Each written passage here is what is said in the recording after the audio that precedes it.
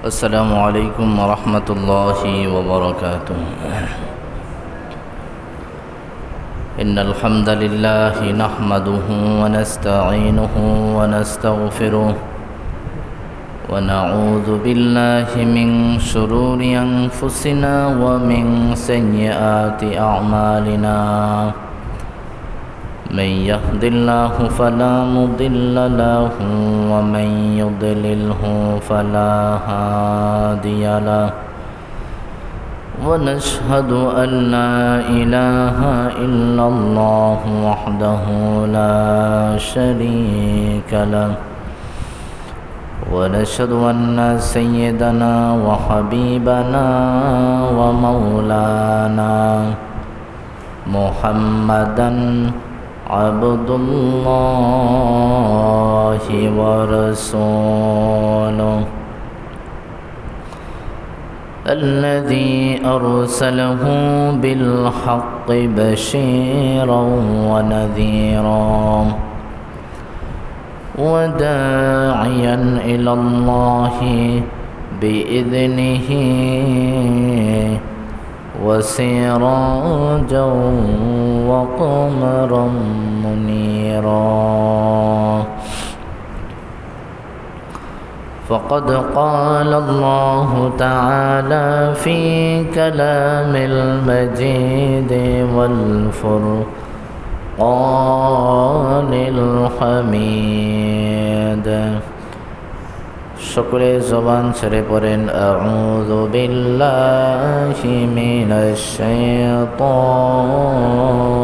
الرجيم. بسم الله الرحمن الرحيم.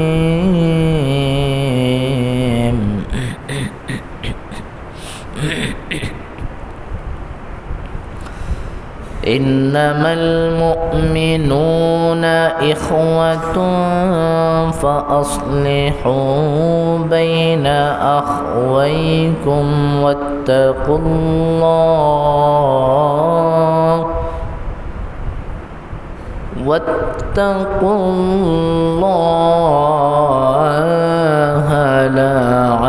لعلكم تفلحون.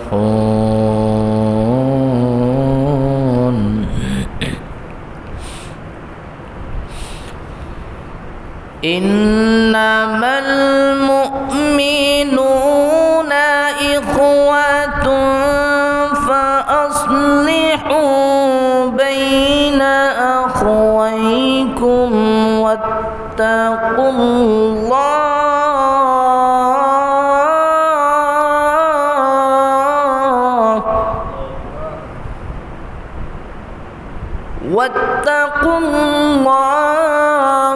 لعلكم ترحمون.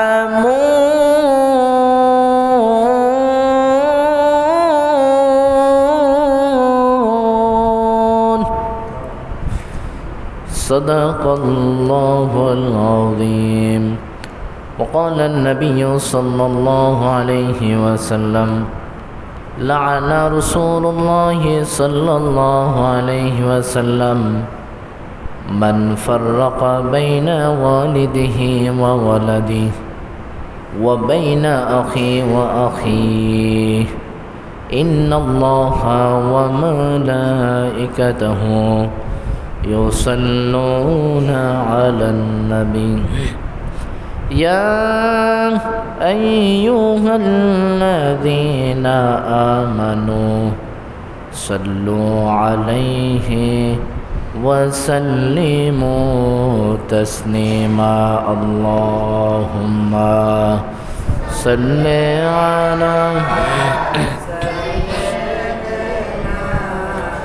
مولانا محمد وعلى آل سيدنا مولانا। নবী গো তোমার ভালোবাসায় আল্লাহর জান্নাত পাওয়া যায়। তোমার ভালোবাসায় তোমার দিদার পাওয়া যায় আল্লাহুম্মা সাল্লি আলা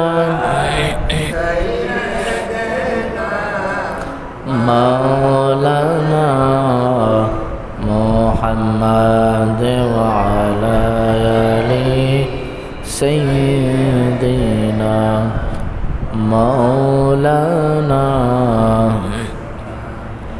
লা ইলাহা ইল্লাল্লাহ লা ইলাহা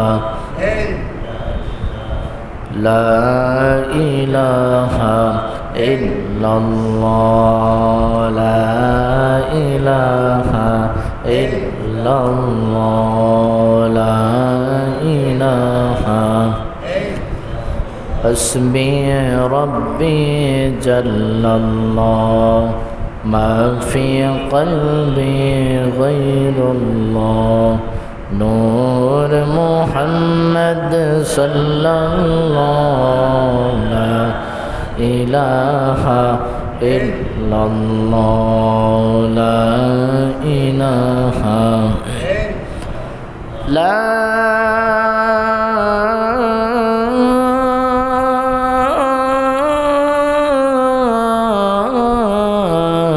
ইলাহা ইল্লাল্লাহ মুহাম্মাদুর রাসূলুল্লাহ সাল্লাল্লাহু আলাইহি ওয়াসাল্লাম। সকলেই পড়ি আলহামদুলিল্লাহ। জবান ছেড়ে সেই আল্লাহকে শুকরিয়া জানিয়ে দিয়েছি, বলি আল্লাহু আকবার। রব্বানা লাকাল হামদ হামদান কাসীরা طيبا مباركا فيه يا ربي لك الحمد كما ينبغي لجلال وجهك وعظيم سلطانك لك الحمد بالإيمان لك الحمد بالإسلام। সকলে প্রশংসা করলাম কার? সব কাজে প্রশংসা করব কার? আমাদের হায়াতের মালিক, রিজিকের মালিক, ধন দৌলতের মালিক, ইজ্জতের মালিক, বেইজ্জতের মালিক, সব কিছুর যিনি মালিক তিনি কে? লক্ষ কোটি দুরুদ ও সালাম আল্লাহর সৃষ্টির প্রধান আকর্ষণ, শামসুল হিদায়া বদরুদ্দুজা সৈয়দুস সাকালাইন ইমামুল মুরসালিন খাতামুন নবিয়্যিন শফিউল মুজনবিন আফতাবে নবুয়া শাহানশায়ে রিসালা সরকায়ে দু আলম নূরে মুজাসসাম নূরুন আলা নূর মুহাম্মাদুর রাসূলুল্লাহ সাল্লাল্লাহু আলাইহি ওয়াসাল্লামের উপর, যাকে আমার আল্লাহ তাআলা আজ থেকে প্রায় ১৫০০ বছর পূর্বে এই পৃথিবীতে বিশ্ব মানবতার মুক্তির দিশারি হিসেবে, বিশ্ব মানবের জন্যে আলোর মশাল হিসেবে প্রেরণ করেছিলেন। সেই বিশ্ব নবীর শ্রেষ্ঠ নবীর শ্রেষ্ঠ উম্মত হিসেবে আল্লাহ রাব্বুল আলামিন আমাদেরকে কবুল করে নিয়েছেন। সেজন্য অন্তরের অন্তঃস্থল থেকে মনিকে আবার শুকরিয়া জানিয়ে দিচ্ছি, পড়ি আলহামদুলিল্লাহ। সম্মানিত উপস্থিতি, আজ পবিত্র জুমার দিন। দিনের মধ্যে সঈদুল আইয়াম বলা হয় এই জুমার দিনকে। আল্লাহ তাআলার কাছে অনেকগুলো দিন খুবই প্রিয়, তোর মধ্যে জুমার দিন একটি, এবং দোয়া কবুলের একটি দিন। বলেন আলহামদুলিল্লাহ। হাজী সাহেবরা যখন হজ করতে যান তখন আরাফার ময়দান, আরাফার দিন, এটা হচ্ছে দোয়া কবুলের একটা দিন। বলেন আলহামদুলিল্লাহ। আরাফার দিনটা যেমন আল্লাহর কাছে প্রিয়, এই জুমার দিনটাও আল্লাহর কাছে তেমনই প্রিয়। বলেন আলহামদুলিল্লাহ। নবীজি বলেন, যদি জুমার দিন কোনো বান্দা মসজিদের মধ্যে আগে চলে আসে, প্রথম যে ব্যক্তিরা জুমার দিন মসজিদে আগে চলে আসলো, সেই ব্যক্তিটা আল্লাহর রাস্তায় যদি একটা উটকে সদকা করে দেয়, একটা উট সদকা করলে যে পরিমাণ সওয়াব হয়, শুধুমাত্র মসজিদে জুমার দিনে আগে আসার কারণে সেই পরিমাণ সওয়াব পাওয়া যায়। বলেন আলহামদুলিল্লাহ। লক্ষ লক্ষ টাকা খরচ করে আমরা কোরবানি করি, কিন্তু একটা মানুষ 100% নিশ্চয়তা দিয়ে বলতে পারি না আমার কোরবানটা কবুল হয়েছে। কথা বলেন, পারি কি? কিন্তু জুমার দিন মসজিদে আগে আসলে নবীজি আমাদেরকে সার্টিফাইড করছেন, নবীজি আমাদেরকে গ্যারান্টি দিচ্ছেন যে জুমার দিনে মসজিদে আগে আসলে প্রথম ব্যক্তি যিনি আগে আসছেন, একটা উট আল্লাহর রাস্তায় সদকা কোরবান করলে যা সওয়াব, শুধু আসাতেই সেই সওয়াব। সুবহানাল্লাহ। বর্তমানে একটা উটের দাম 5-10 লক্ষের কমে হবে? কথা বলেন, হবে না। তাহলে শুধুমাত্র মসজিদে আগে আসার কারণেই আপনি সেই সওয়াবটা পেয়ে যাচ্ছেন। দ্বিতীয় ব্যক্তির ব্যাপারে বলা হয়েছে, একটা মহিষ অথবা গরু সে যদি আল্লাহর রাস্তায় কোরবান করে দেয়, দ্বিতীয় ব্যক্তির আমলনামায় সেই সওয়াব দেওয়া হবে। বলেন সুবহানাল্লাহ। তৃতীয় ব্যক্তি যিনি মসজিদে আসবেন, একটা ভেড়া অথবা দুম্বা। চতুর্থ ব্যক্তি যিনি মসজিদে আসলেন, একটা মোরগ। তো এরপর থেকে সর্বশেষ যেই লোকটা মসজিদের মধ্যে জুমার দিন আগমন করবে, সে একটা ডিম সদকা করার সওয়াব পাবে। আপনার সচেতন মানুষ বলেন, একটা ডিমের সওয়াব বেশি হবে না একটা উটের সওয়াব বেশি হবে?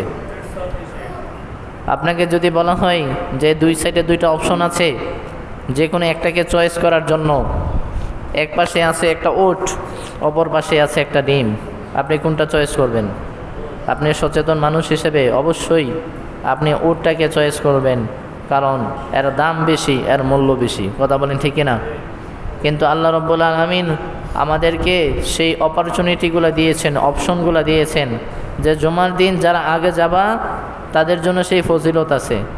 এখন আমরা কোন অপরচুনিটি, কোন অপশনটা আমরা অ্যাকসেপ্ট করতে চাচ্ছি, সেটা আমাদের আশার উপর ডিপেন্ড করছে। কথা বলেন ঠিক না? এই জন্য জুমার দিনে দুনিয়ার মধ্যে এই ব্যস্ততা কখনো যাবে না। এই ব্যস্তময় শহর, ব্যস্তময় দিন, ব্যস্তময় এই পৃথিবী আপনাকে কখনো একা থাকতে দিবে না, আপনাকে নিশ্চিন্তে থাকার সুযোগ দিবে না। যেই দিনটা আপনার জীবন থেকে পার হয়ে যাচ্ছে, যেই দিনটা আপনি স্পেন্ড করছেন, সেই দিনটা কতটুক আল্লাহর রাস্তায় সময় দিতে পেরেছেন, সেই দিনে আল্লাহকে কতবার ডাকতে পেরেছেন, সেই হিসাবটা করা উচিত। আপনি যদি মনে করেন এই 2-4-5 বছর যাওয়ার পর আমার টেনশন শেষ হয়ে যাবে, আমি বলবো আপনি বোকা স্বর্গে বসবাস করছেন। কারণ যেই টেনশন আপনাকে এখন ধরেছে, 2-4-5 বছর পর এই টেনশনের পরিমাণ আরও দ্বিগুণ হয়ে যাবে। কথা বলেন ঠিক কিনা? এই জন্য এই দুনিয়াতে আল্লাহ তাআলা আমাদেরকে সুখ করার জন্য পাঠায় নাই। যদি এমন হইতো যে এই দুনিয়াতে একটা মানুষের বয়স 20 বছর অতিবাহিত হওয়ার পর তার জীবনে সুখ আসবে, তাহলে সেই হিসাব অনুযায়ী মানুষ 20 বছর প্রথমে কষ্ট করত, তারপরে সে সুখটাকে ভোগ করত। কথা বলেন ঠিক না? কখন সুখ আসবে এটা কেউ বলতে পারে না। আবার আমাদের জীবনের ক্ষণ মুহূর্ত কখন ফুরিয়ে যাবে সেটাও বলা যায় না।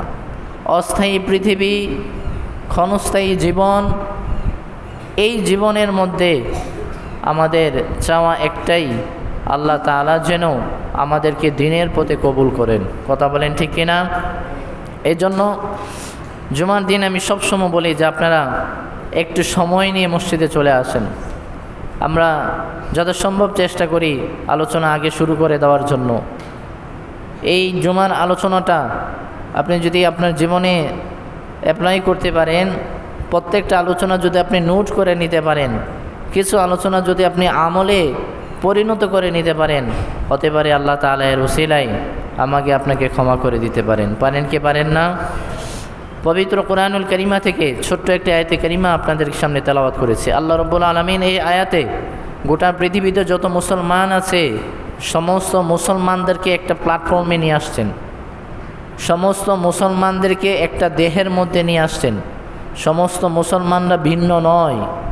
মুসলমান হওয়ার জন্য যেই কালিমা আমরা পড়েছি, এই কালিমা পড়ে আমরা সকলে একই একটা চাদরে আবৃত হয়ে গিয়েছি।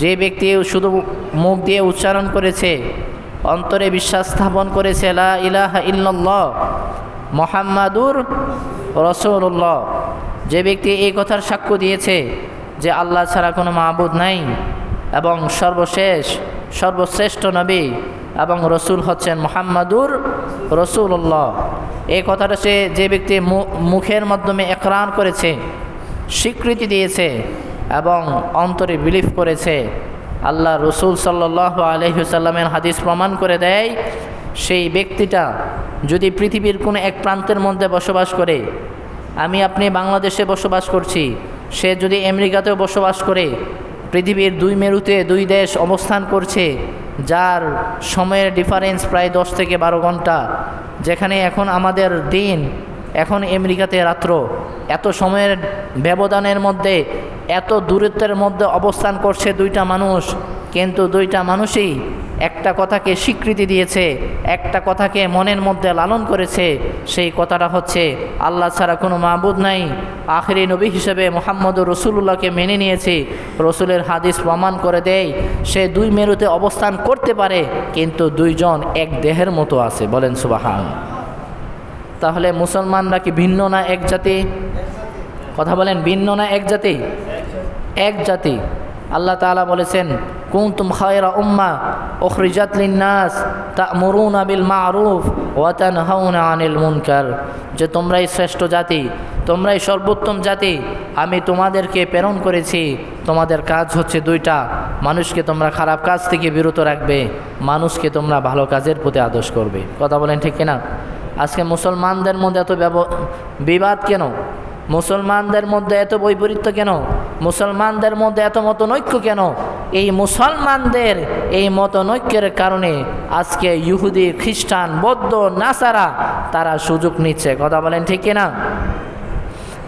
সেজন্য আল্লাহ রাব্বুল আলামিন কোরআনুল কারীমের মধ্যে গোটা সমস্ত পৃথিবীর মানুষদেরকে বলেছেন ইন্নামাল মুমিনুনা ইখওয়াতুন ফাআসলিহু বাইনা আখাওয়াইকুম ওয়াত্তাকুল্লাহ।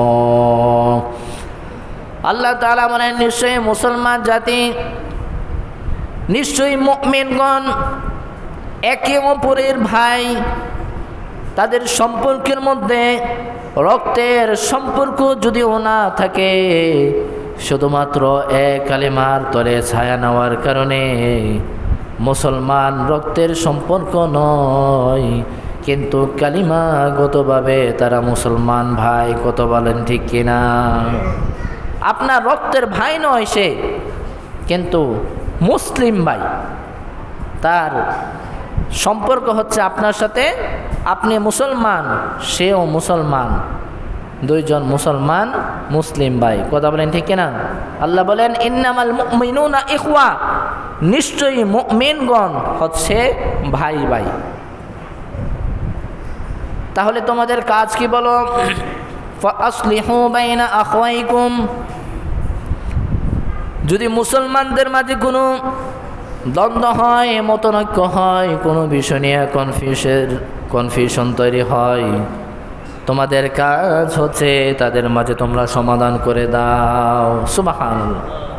মুসলমানদের মাঝে মতনৈক্য থাকবে, ইখতিলাফ থাকবে, কিন্তু যারা বুঝে তাদের কাজ হচ্ছে এই দুই দলের মাঝে মীমাংসা করে দেওয়া। কথা বলেন ঠিক কিনা? কারণ মীমাংসার মাধ্যমে সমাধান হয়। যেমনটা আল্লাহ রাব্বুল আলামিন অন্য আয়াতের মধ্যে বলেছেন ওয়া ইন জানাহু লিস-সালমি ফাজনাহ লাহা ওয়া তাওয়াক্কাল আলাল্লাহ। যখন একজন মুসলমান আরেকজনকে মীমাংসার জন্য আহ্বান করবে, তখন তোমাদের কাজ হচ্ছে তোমরা তাদের সাথে মীমাংসায় লিপ্ত হয়ে যাও। সুবহানাল্লাহ। আজকে মুসলমানদের অধঃপতন একটাই কারণ, তারা তাদের পূর্বপুরুষদের ঐতিহ্যকে ভুলে গিয়েছে। কথা বলেন ঠিক কিনা? আমাদের এই দাখিল মাদ্রাসার এইটাই একটা আরবি সাহিত্য আছে, সেই আরবি সাহিত্যর একটা হেওয়ার ডায়লগ আছে, লিমা দাউফাল মুসলিমুন, যে মুসলমানরা দুর্বল হওয়ার কারণ কি? আজকে মুসলমান জাতি তারা কেন দুর্বল হয়ে যাচ্ছে? সেখানে খুব সুন্দরভাবে আরবিতে গল্পগুলো বলা হয়েছে যে মুসলমান আজকে তারা ইখতিলাফ, ইশতিরাক, ইস্তিমার, তারা আল ইবতিআদু আনিদ্দিন, ধর্মের সঠিক গান থেকে মুসলমান দূরে সরে যাচ্ছে। কথা বলেন ঠিক কিনা? মুসলমানদের এই অধঃপতনের কারণে মুসলমানরা আজকে ইসলাম থেকে দূরে সরে যাওয়ার কারণে আজকে পশ্চিমারা পাশ্চাত্যবাদ উপনিবেশন, এই প্রাচ্যবাদ সমস্ত সিস্টেমগুলো আজকে মুসলমানদের উপর বিজয় হচ্ছে। কথা বলেন ঠিক কিনা? আল্লাহ রাব্বুল আলামিন আয়াতের মধ্যে বলেছেন যে তোমরা একে অপরের মাঝে মীমাংসা করে দাও। এই মীমাংসা করার ক্ষেত্রে তোমরা ওয়াত্তাকুল্লাহ, আল্লাহকে ভয় করো, লাআল্লাকুম তুরহামুন। যদি আল্লাহকে ভয় করে দুইজন মুসলমানের মাঝে মীমাংসা করে দিতে পারো, তাহলে অবশ্যই অবশ্যই তোমরা আমি আল্লাহর রহমতের ভাগীদার হয়ে যাবা। বলেন সুবহানাল্লাহ। লাআল্লাকুম তুরহামুন, অবশ্যই অবশ্যই তোমরা আল্লাহর রহমত প্রাপ্ত হবে। আমরা সকলে রহমত চাই কি চাই না? কথা বলেন, চাই কি চাই না? আপনি মুসলমান হিসেবে একজনের মুসলমানের উপর অনেকগুলা দায়িত্ব আছে। নবীজি বলেন লিল মুমিনি আলাল মুমিনি সিত্তু খিসালিন, একজন মুমিনের আরেকজনের মুমিনের উপর 6টা বৈশিষ্ট্য আছে।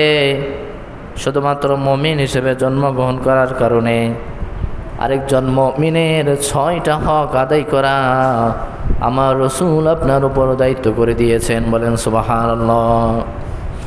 নবীজি বলেন ইয়াউদুহু ইযা মারিদা, যখন একজন মুসলমান অসুস্থ হবে আরেকজন মুসলমানের দায়িত্ব হচ্ছে তাকে দেখতে যাবা, কারণ অসুস্থ ব্যক্তিকে দেখতে গেলে প্রত্যেক কদমে কদমে আমার আল্লাহ তাআলা গুনাহকে ক্ষমা করে দেন। সুবহানাল্লাহ।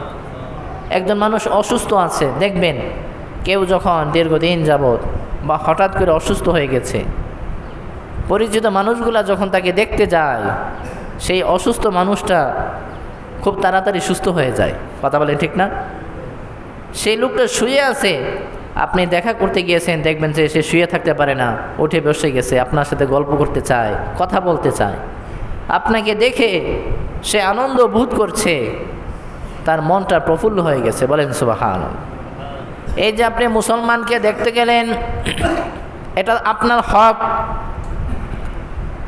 আপনার পাড়া প্রতিবেশীর মধ্যে কেউ যদি অসুস্থ হয়, তাহলে নবীজি আরবে বলেন তাকে দেখতে যাওয়া প্রত্যেকটা মুসলমানের উপর আমরা আল্লাহ দায়িত্ব করে দিয়েছেন।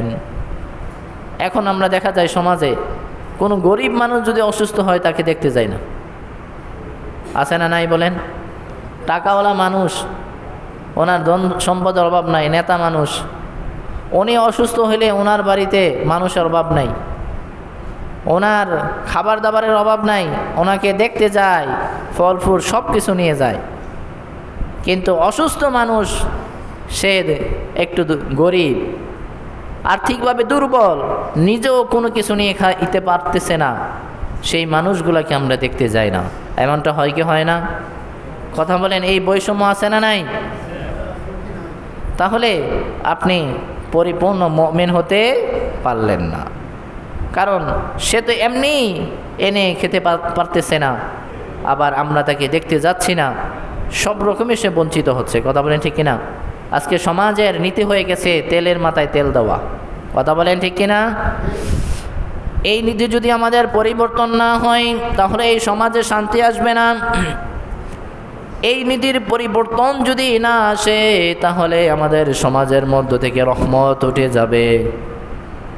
এই নীতির পরিবর্তন যদি না হয়, তাহলে মুসলমানদের মাঝে ভালোবাসা বিনষ্ট হয়ে যাবে। কথা বলেন ঠিক কিনা? আল্লাহ নবীজি দ্বিতীয় নাম্বার বলেছেন, ওয়ায়াশাদুহু ইদা মাতা, যখন কোনো মুসলমান ভাই ইন্তেকাল করে, মৃত্যুবরণ করে, তখন তার জানাজার নামাজে অংশগ্রহণ করতে হবে। তার জানাজার নামাজে অংশগ্রহণ করা আপনি মুসলমান হিসেবে দায়িত্ব। কথা বলেন ঠিক কিনা? এখানেও বৈষম্য আছে না নাই বলেন তো? বড় লোকরা এই মুসলমানের হকগুলোর মধ্যে, সবগুলোর মধ্যে আমরা বৈষম্য সৃষ্টি করে রেখেছি। ধনী ব্যক্তি মারা গেলে ওনার জানাজার মধ্যে মেম্বার, চেয়ারম্যান, এমপি সাহেবরা হাজির। কথা বলেন ঠিক না? অনেকে চিন্তা করে ধনী মানুষ মারা গেছে, বিশাল বড় একটা আয়োজন তো হবে, দাওয়াত তো পাওয়া যাবে। কথা বলেন ঠিক না? সবার নিয়ত নাও হইতে পারে, কিন্তু এরকম নিয়তের জন্য মানুষে অনেকে যায় কি যায় না বলেন?